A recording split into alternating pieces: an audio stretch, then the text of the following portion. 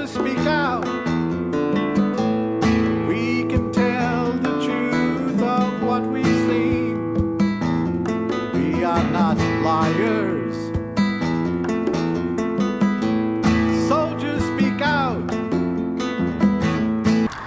Welcome to the Veterans Hour, a monthly program produced by the Racial Corey Chapter 109 Veterans for Peace in Olympia, Washington. I am Mark Fleming, your program host. Veterans for Peace is a global organization of military veterans and allies whose collective efforts build a culture of peace. As Veterans for Peace, we bring a unique and important voice to issues of war and peace. And we use that voice to inform the public of the true causes and enormous costs of war and emphasize our nation's obligations to heal the wounds of war. The Racial Corey Chapter in Olympia is one of over 140 Veterans for Peace chapters worldwide, whose work includes educating the public about war and militarism, advocating for dismantling of the war economy, providing services that assist veterans and victims of war, and most significantly, working to end all war. Each month we present a program focusing on veterans issues, and matters of war and peace. For this program, we're on a location near Rochester, Washington, to highlight a program that assists veterans transitioning back into civilian life here in Thurston County. The Veterans Entrepreneurial and Training and Studies in Conservation, Agriculture, Forestry, and Ecology program, Vets Cafe for short, exists to support veterans in acquiring skills that launch or refine careers in conservation, agriculture, forestry, and ecological design. Here to talk about Vets Cafe and the role that agriculture can play in assisting veterans in returning to civilian life is Deston Deniston. Deston serves as the executive member of the Veterans Ecological Trade Collective, a 501c3 nonprofit, which is supports the program for Vets Cafe. He holds a master's in agriculture from Washington State University and a permaculture teaching certificate awarded by the Permaculture Institute of North America. He has led over 2,000 hours of training and seminars in permaculture, ecological design, sustainable livestock production, and natural building, reaching over 1,200 people in Hawaii, California, Oregon, and Washington since 2000. So Deston, so start off. Tell us about Vets Cafe. What is it? Vets Cafe, it's one of those military acronyms, you know? Mm-hmm. We were sitting around a campfire. We'd been building a farm down in Oregon City, Oregon for a veteran. He got 7 acres, and he asked a group of veterans in Portland to help him put together a camp out to build the farm at his site. So they contacted me and asked me if I would be willing to help lead a permaculture course. And sitting around the campfire one evening, we just started talking about what we were doing, and pretty soon we'd boiled it down to a workable acronym. And so, yeah, it was just kind of one of those silly things you do around a campfire after a day of work. And explain the acronym again. Veterans Ecological Training and Studies in Conservation, Agriculture, Forestry, and Ecological Design. Vets Cafe. So it's kind of wide-ranging, encompassing. Yes. Encompassing if you're talking about natural resources and land management. Yes. And what is the mission and purpose here? Well, the mission of Vets Cafe is to support veterans that are seeking to build a career or have a career and want to develop further opportunities in the ecological trades, which include conservation, agriculture, forestry, and ecological design, which is a very large field of occupations that can include anything from green building to how do we create plantings for mines that need to be reclaimed and turned back into a functional ecosystem. So not just creating farms, but actually creating habitat and going into designing things and designing solutions in particular. So for instance, on this site, behind the camera is a building that's close to an acre in its roof coverage, and it was in the 1970s and through the mid 80s, a slaughterhouse. Originally a slaughterhouse for rabbit farm, and that was Thumpa Industry is actually what they called it, THUMPA Industries. And it was a rabbit farm, and that was their slaughterhouse. And then later it became the slaughterhouse for Monte Vista Poultry, which was a subsidiary of the Mountain Fresh, and I believe that's part of the Tyson Group. So a lot of animals got processed here. They had effluent coming out of the site. The amount of effluent that they produced, they required mediation for. And so at the very back of the property, about, I don't know, a little bit half a mile distant, there's a settling pond where all the effluent from the slaughterhouse went for all those years. And that's the agriculture that brings food to the average American plate. Well, that settling pond is contaminated with arsenic, chromium, and mercury as a result of the different processing and production practices in this agricultural industry. So it burned a portion of this site out, and now there's a remediation to do. That's one of the things that we talk about when we talk about ecological design. How do we fix that pond? Let me ask a question here. Yes. So this is actually so you're carrying out, like I said, a remediation on this site. So this is we're actually be practicing the work and teaching people how to do it, that they can take it on to other areas. Is that right? Yes. So we work with a group of professionals. We have a number of partners in this. Our partner on that pond project is a gentleman named Howard Sprouse, and he has a company called the Remediators LLC. The Remediators LLC has done DoD underwater fuel cell cleanup out in Virginia. They've cleaned up NASA fuel cells, and they use bioremediation, phytoremediation, using plants that absorb the toxins and then desiccating the plants and then sending those plants back for reclamation, rather than doing a bunch of ground scraping and trying to pull the metals out of the ground through rinsing water through it and other kinds of filtration systems. The plants just pick it up naturally. And when you select the right plant for the right problem, the plant will do the work for you. So this is the method that we're taking with this. And it's not just plants, it's mushrooms. I met Howard at the Evergreen State College in perhaps 1999, and there had been an oil spill there. I believe it was about 300 gallons. And Howard came in and proceeded to educate our course on the use of the Pleurotus austratus mushroom, which is able to convert hydrocarbons into carbohydrates. Wow. And subsequently, over, I believe it was a 14 or 16 month period, remediated all of this soil from the oil that had been spilled in it, and turned it into mushrooms, which actually are lab tested to be edible, though we didn't. So actually looking around, I mean, this is a rather large site. I think it's, you said 160 acres? And 120 acres. And I see, I guess, a lot of derelict items. I see a motor vehicle over there somewhat disassembled. There's one in the other barrage. So you have to remove all of this. I mean, that's ultimately what your plan would be? There's a lot of cleanup and pickup to do, so we're working on a variety of different projects. For instance, back here there's I think it's probably a 12-yard dump truck. It's pretty big. And we had a mechanic, one of our partners, Team Rubicon, Natural Disaster Response. They operate internationally. They have a membership base of, I believe it's somewhere around 100,000 at this point, and they deploy internationally to do natural disaster response. Well, they need training opportunities, and they also want to build relationships with their local chapter communities. So Team Rubicon has come out, and one of the things that, you know, in a group like that, they've got mechanics. And so we had the Team Rubicon mechanics look over these vehicles, and it turns out that despite missing a number of parts, what's left is very serviceable. So we're actually looking at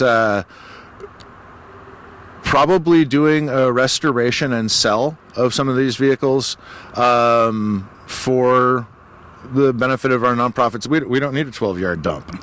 But it's a workable repair. So that's we're looking at that as like, okay, that's a resource that we can get back together, and actually somebody will be able to use it, and we'll be able to get our time paid for by it. Both of this vehicle is quite serviceable. The one that's in this barn over here is unfortunately scrap, but it's an interesting vehicle. It's an old tanker, from the 1950s.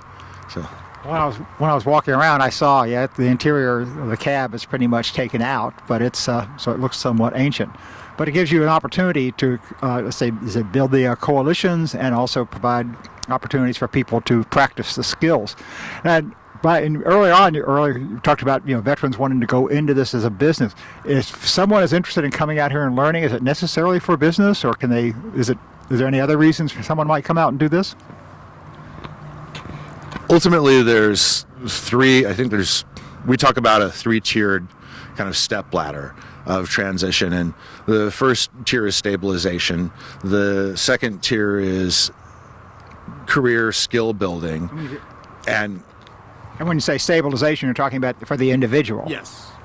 Yeah, stabilization for the individual. Is that individual in a place where they actually feel comfortable, where they actually feel like they're ready to go out and begin a new life post-transition?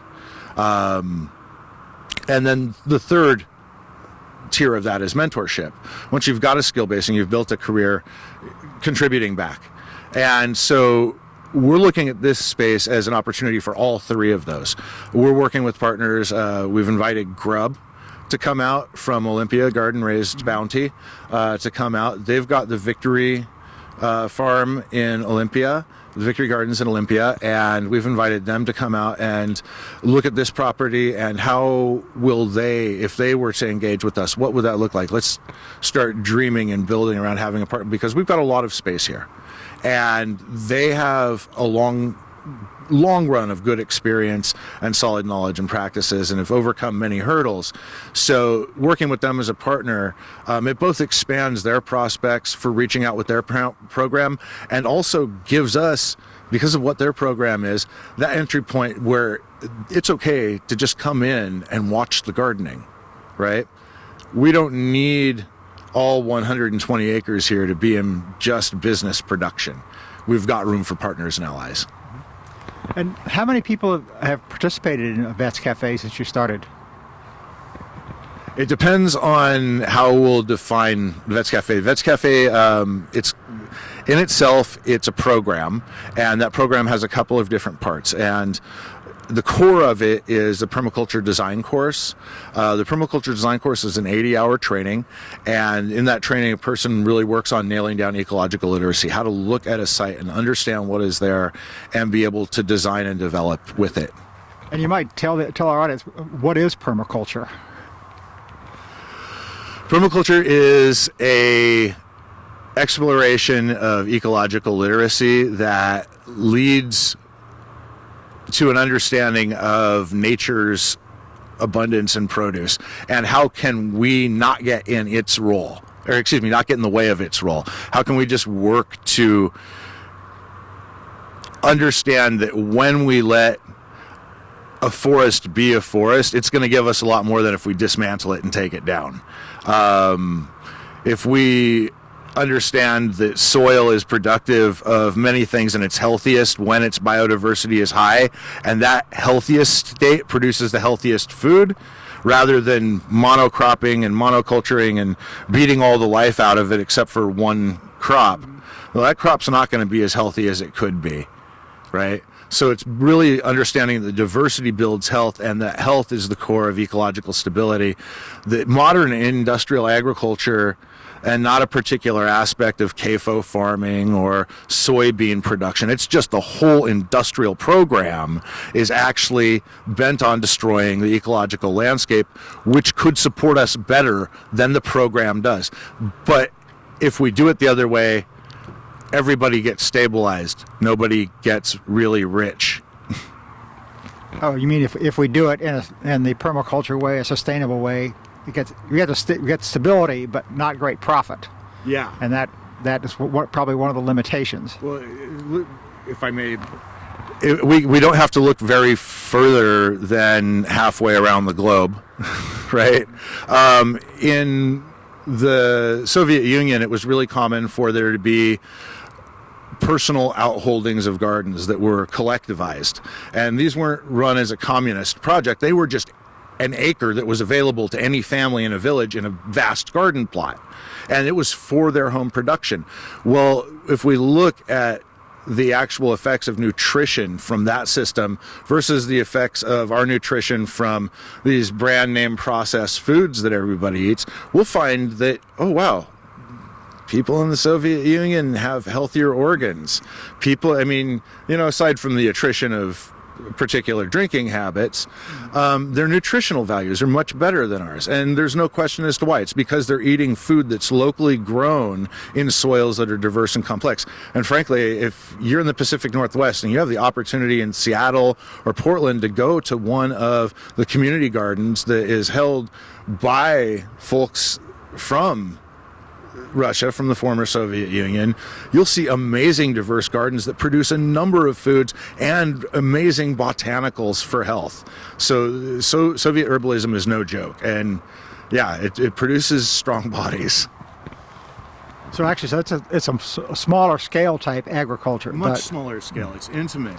And I'm not propping the Soviet Union's policies. I'm just saying that feeding people locally is healthy, and there's an example of it that we don't have to really look hard for.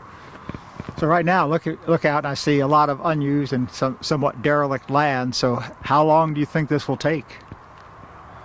A garden is never done. That's true. That's true. And again, sometimes it's also the process. Yeah. So in that case, you know, how many, you have a work party coming out today. So how many volunteers do you have? It depends on how we count, but this year we've probably rolled about 50 volunteers through the site. Some of them are relatively return committed, and we've had a few drift through. I think that's to be expected. We really have just gotten our insurance and everything squared away, so we haven't been able to do public events. We're now in the position that next year we're going to be able to start doing public events. So, you know, having an event coordinator and a volunteer coordinator so that we can handle 50 people showing up for a work party and things like that will begin to happen. And then today you have a work party. So what's your plan for that?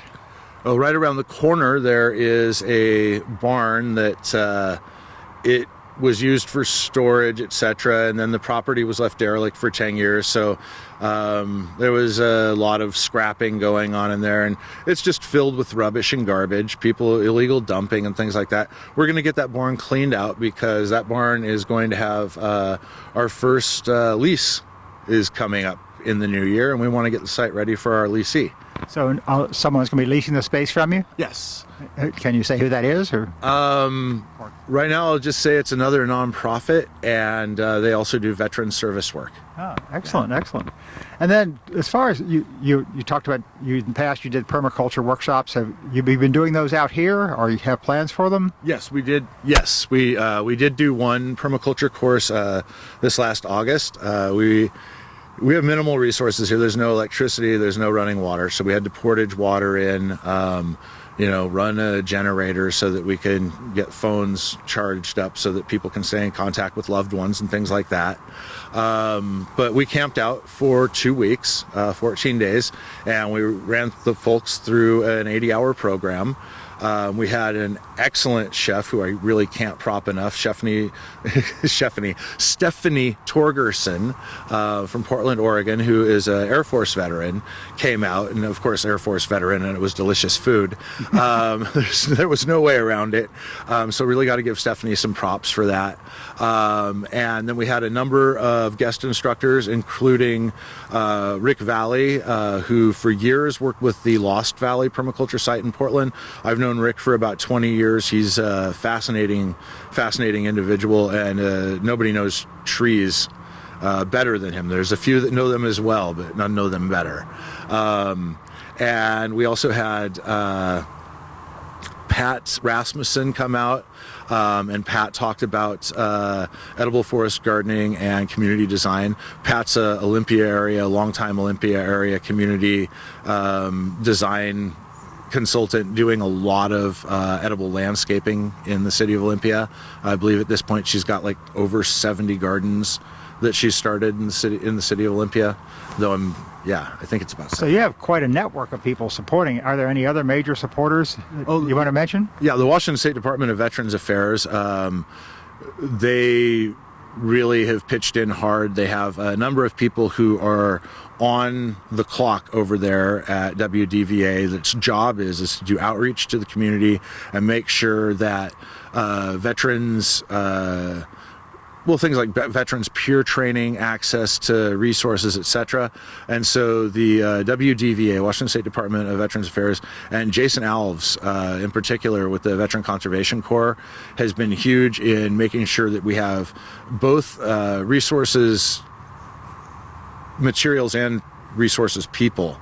So Kim Pham with DVA and Jason both came out and did work with us during the course. Jason talked specifically about farmer veteran benefits and benefits for veterans that were interested in getting into conservation work. And then Kim talked at length about solar. Not her job with the WDVA, but her job with the WDVA is to support veterans. And so she came out and she supported these veterans by talking about what it would look like to have a solar build out here to take care of our power needs so that we can be off grid and have a solar build for power. So you're really not out here by yourself. You do have a lot of support, and also too, you just acquired this property in the past year. Yeah. And Yes. How did that come about?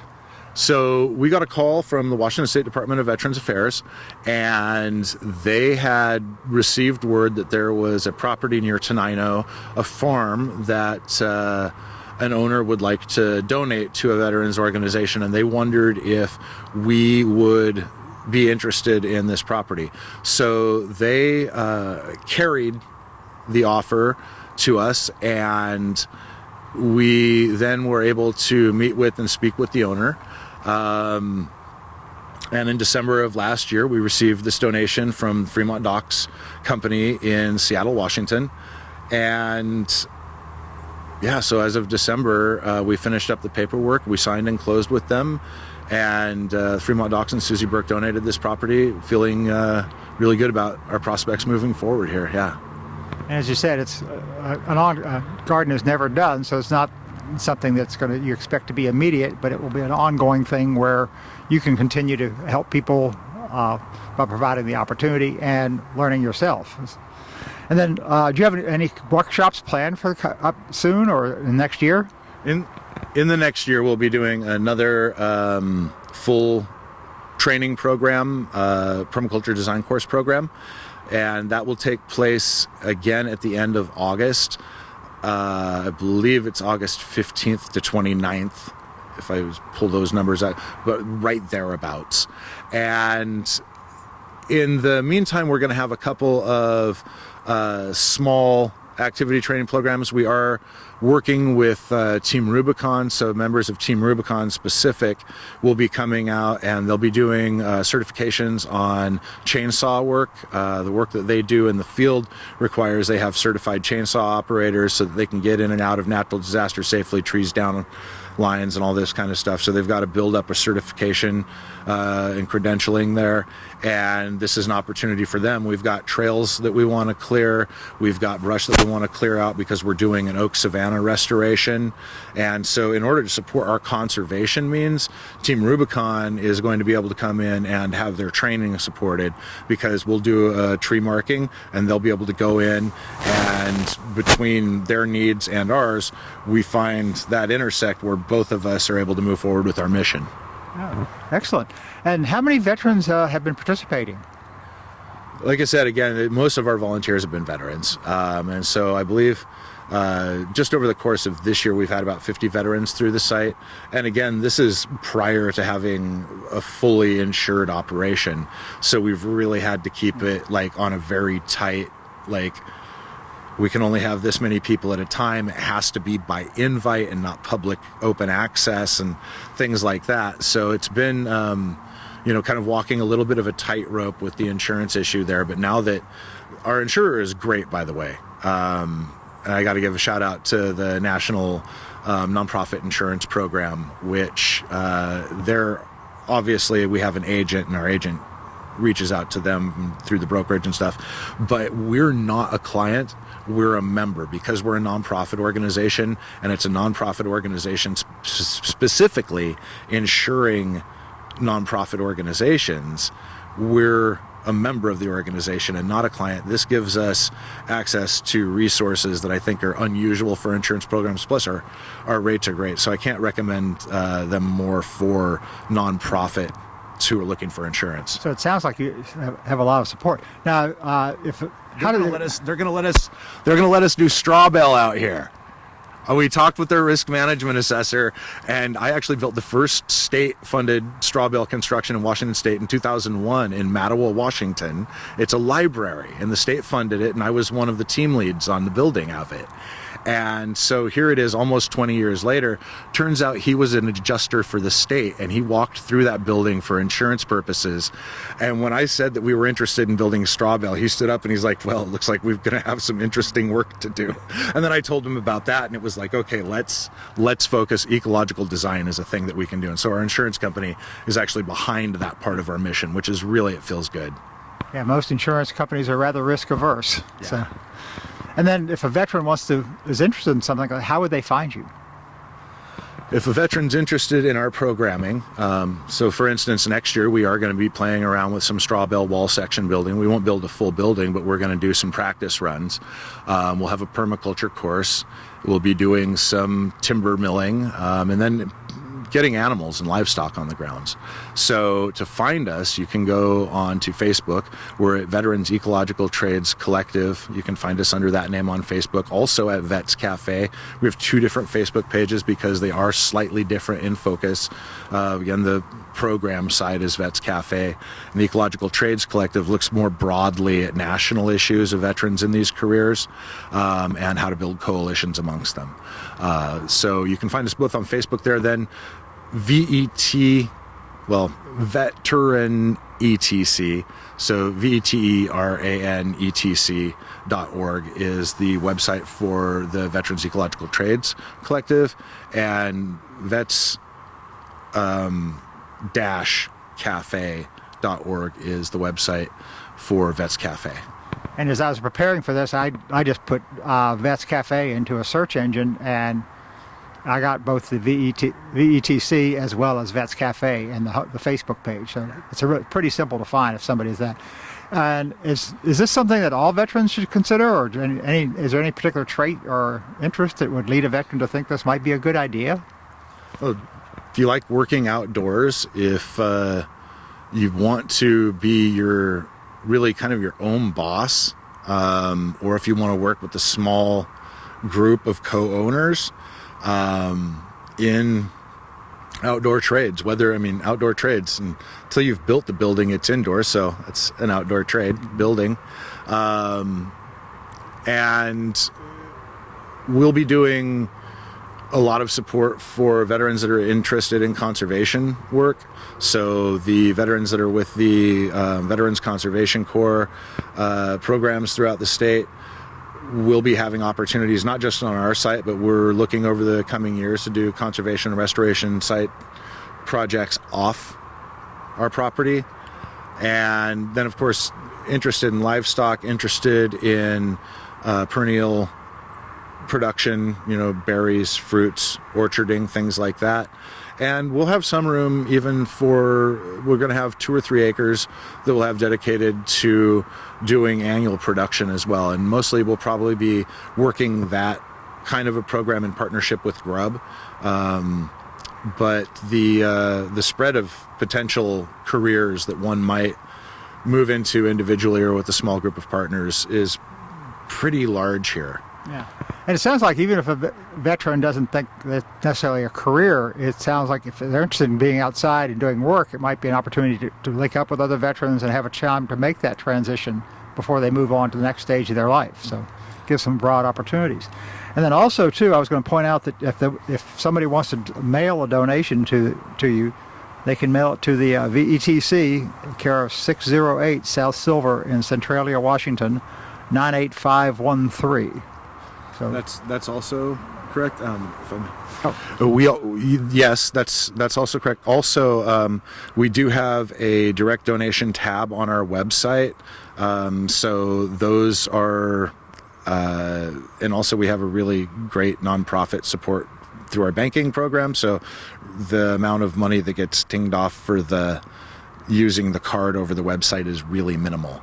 But yeah, it can go directly through the website as well. so if somebody wants to support that, there are any number of options they can have. And then as far as, you took over an abandoned property that looks like it had been abandoned for quite some time. What have been the challenges? Well, it was abandoned for 10 years. The prior owner was not the operator on the site. They leased it. So I think that there was a little bit of some history gap and knowledge of activities on the property. And then it was basically eyes and hands off for about 10 years. So first of all, the buildings are in some disrepair. They were heavily vandalized. There are 20 odd windows that were in the buildings. All of them were broken. Buildings had been chopped and then used for fencing, stolen materials. All of the metal for the electrical has been pulled out of the walls, and any copper from the plumbing. So the walls have all been trashed. We've been slowly cleaning out buildings one bit by one bit, and we've got about a third of this building cleaned out, and we've got this barn right behind you we've got cleaned out and secured, and that's our next one over there. And it's just one at a time and slowly get them ready, and that's kind of the day-to-day challenge. At the beginning, there was a number of break-ins. We had a very persistent fellow who we actually caught on game cam and did a whole several weeks worth of sleuthing with the sheriff, and finally they were able to apprehend him, and he did go to jail for a while, and then things cooled down, and they've been pretty calm since. And now our challenges are really pick up and clean up. Yeah. Okay. Well, I think that pretty much covers the general topics I had. Like I say, you have a work project coming on today, so we'd like to film some of that, as well as maybe, are there any sites in particular you would want to show us? Any of them? Yeah. It's all weird. If you want to see the slaughterhouse room, you're welcome to go in there and look at that. We could show you what's left of the design wall. There was a design wall inside where there's some bits of the design class are left taped to a wall inside. Unfortunately, most of it we've taken down and put it into archive. But there's weird things. If you want to take a walk through, and if there's anything that you'd like to film, you're welcome to. Yeah, I think it would be good. I think it would help the viewers understand the nature of the challenge, and also what some of the opportunity you have. Veterans mental health is working here. Say again. Veterans mental health. So you want to speak to that? Yes, Dennis has asked about veterans' mental health.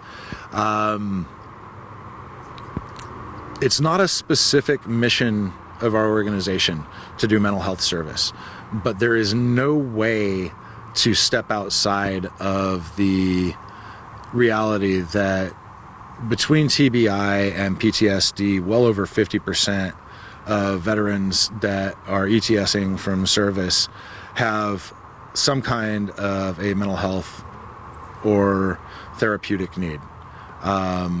And so recognizing that, we do have a partnership with the Washington State Department of Veterans Affairs that's specifically aimed at making sure that we have access on tap to providers for many of those resources, VSO support through them. We also have other VSO opportunities. We've talked with the VSO from local VFW in Rochester, and we've had American Legion VSO from Tenino that we've spoken with. We haven't begun to build capacity here as in terms of like bringing people on. Next year, I anticipate that we'll have an MSW assigned to our major training programs, kind of embedded as it were. That just it's both a harm reduction and proactive effort. When there's somebody there who can be like, I'm recognizing a need, and be able to draw that clearly so that, oh, this veteran actually should be thinking about a claim in this area, or, oh, we've got a veteran who needs access to some time to sit down and talk with somebody, or we've got a veteran who really the only thing that they need is housing. And if that need is met, then all of their other problems actually go away. And so working with partners, we intend to be able to deliver to, like, what do we call it, concierge veterans in this program that have needs, whether they be mental health needs, whether they be housing needs, etc. And so we've actually planned for this white building over here is going to be our break room, our front door, as it were, to the community, so that a veteran who doesn't really know what's going on, isn't part of a particular organization, we still have an open front door space that's like, sit down, have a cup of coffee. You know, do you want to talk to somebody? We've got people bringing stuff in. We're going to have next to the house, we'll have where the bee hives are now, we'll have a farm stand. And so there will be veterans bringing stuff up to the farm stand. There will be a really direct line of opportunity for a veteran who's come here for no other reason than they want a cup of coffee to actually see and get a window of what's happening out here, to be able to talk to somebody. And that way it's our partners. We just make space for our partners this way. We don't have to embed that particular item into our mission and risk the potential for a mission drift. But we have enough space to bring in the partners who have those specific capabilities and skills. It makes more sense to us to make room at the table than it does to try to invent the thing ourselves and reproduce something that somebody else is already doing really well. And if you have a farm stand, then it's going to be more visibility for the community. Yeah.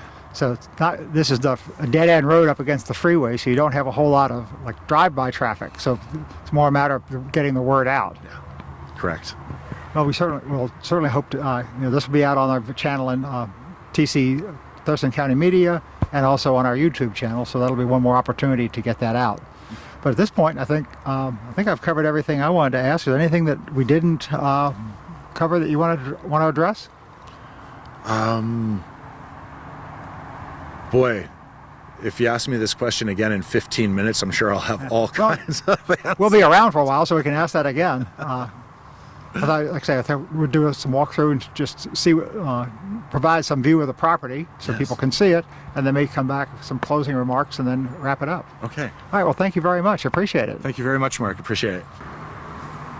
All right, so Deshton is out starting his work party, so we're just doing a pan shot of the surroundings. So you can see some of the buildings. You can see some of the challenges that they have, the truck that needs to be repaired. They do have quite a few facilities. It was an interesting property. As you pan around, we're looking now pretty much to the north and then swinging more easterly. It's kind of rolling South Thurston County landscape. And some of the various outbuildings that they will end up using for something, or maybe taking down and repurposing. A large hangar is up toward the front, and off in the distance, looking due south, you can see Mount St. Helens, or at least we can. Not sure how well the camera picks it up, but it is a rather nice setting. And then swinging more to the southeast, past the large hangar, we have an army tent, which looks like it had a wood stove. And beyond that is some kind of depressed area that looked like it was a holding pond, or either that or a workspace. We couldn't really tell. But this farm has had a lot of activity over the years, and as part of the Vets Cafe, will continue to be more active and much more useful. Okay, now we're looking to the southwest, and over there the white building is the building that Deshton had talked about as being the break room and ultimately the farm stand. It looks like one of the more complete buildings in the property. Has some beehives over there. And of course we have I-5 right next door, which gives us the wonderful river of sounds effect. And then swinging more to the west is the building that Deshton was talking about that had that was the slaughterhouse. So we have relocated now. So now we're looking into what the building that Deshton had described had been the slaughterhouse. And inside you can see the radiator for the fuel truck that is sitting in there. That Deshton said will be scrap, but it's been there for a while. And then continuing on, get an idea of the scope of the structures here. This was a very active place, and what Vets Cafe will do is be making this returning it again to an active place. As Deshton had said, this had been abandoned, subject to vandalism and theft. So now they'll have an opportunity to rehab it and at the same time provide opportunities for veterans and for teaching skills that will be very, very important for food security and sustainable ecological management. So now we're in the work area for today's work party. Deshton are cleaning out a building, and volunteers will be showing up later. The first one is here, and I just wanted to ask, what brought you to Vets Cafe? Dustin did. I have known Dustin for years. I'm a veteran. My husband was a 22-year Air Force retiree. I was an Army nurse. I have a real soft spot in my heart for veterans, and I have a real belief in Dustin and what he does. So I come out and help. I'm pretty local, so I come out and help when I can. Oh, well, thank you very much. I appreciate it. So now we've moved into the bay where the old fuel truck is, and you can see there's still a lot of material that needs to be removed. They will be having an extended time trying to make the place work, but it is an interesting facility. There's a classic vehicle, and it tells me they have a fair amount of work. It's interesting. It's also on gravel inside the building. So now we're inside the one of the buildings that's used as kind of a functioning kitchen, workspace, office, a little bit more finished in a relatively speaking manner. But it does provide some access and a little bit of security. Has windows and a locking door, file cabinets in another room, and ultimately, I think Deshton had talked about this would be parts of this building will turn out to be a classroom. So I want to thank Deshton and the volunteers who came out today for showing us around, and also point out that Vets Cafe provides military veterans with the opportunity to explore options and pursue careers in conservation, agriculture, forestry, and ecological design that not only contributes to veterans' transition back into civilian life, but also promotes regional food security and natural resource conservation. We at the Rachel Corrie chapter of Veterans for Peace are pleased to feature a Veterans Cafe on this program and encourage our viewers to learn more about this important organization. Thank you for watching. We can tell the truth of what we've seen. We are not liars. Soldiers speak out. We have a duty to all children and to their future.